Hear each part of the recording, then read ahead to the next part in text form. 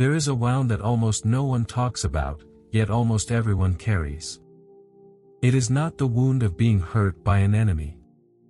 It is the wound of being hurt by someone you once helped with your own hands. You gave them your time, your energy, sometimes even your dignity.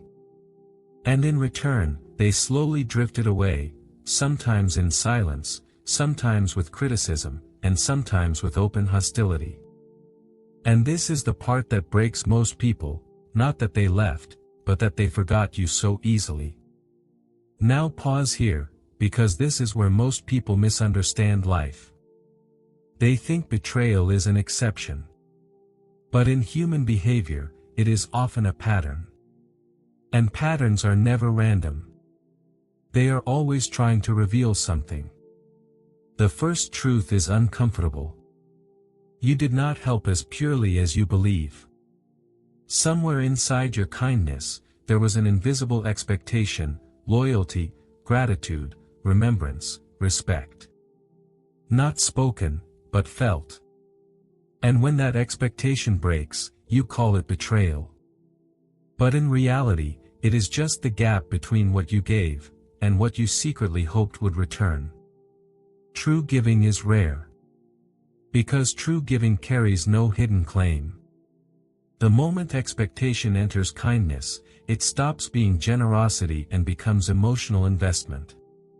Now there is something deeper. When you help someone, you do not just change their situation, you change their self-image. And this is where the ego becomes unstable.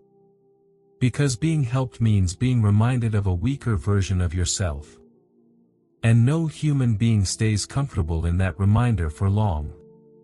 So what does the mind do? It rewrites the story.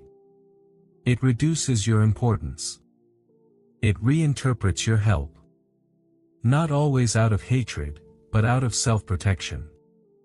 Now here is a truth most people never consider. Sometimes people do not leave because you did something wrong.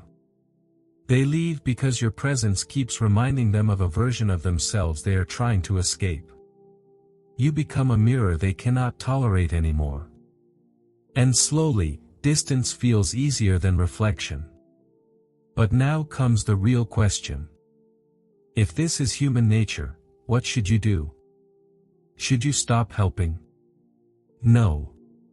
But you must change how you help. Help without building invisible expectations. Help without silently recording emotional debts. Help in a way where the other person does not feel lowered, but strengthened. Because the highest form of help is not dependence, it is independence. And there is another truth. Not every help you give belongs to you. Sometimes you are not the owner of the outcome. You are only the passage through which life moved. And a passage does not demand loyalty from what passes through it. When you understand this, something inside you becomes free. The betrayal stops feeling personal. Because you realize, they were not rejecting you. They were escaping a feeling inside themselves. Now listen carefully. Every person who betrayed you after receiving your help was also revealing something about you. They showed you where your expectations were hidden inside your kindness. They exposed the emotional conditions you did not know you were placing on your generosity.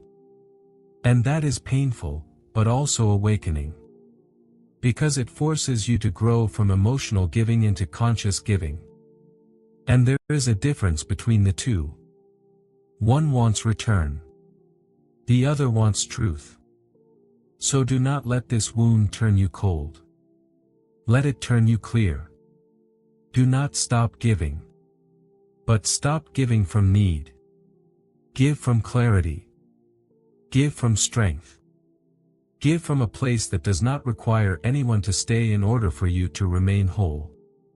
Because the moment your giving becomes complete in itself, no one can ever take anything from you again.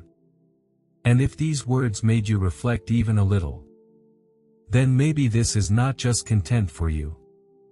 Maybe it is a reminder. And if you want to continue this kind of thinking, deeper, quieter, more honest, then subscribe. Not because you are following something, but because you are returning to yourself.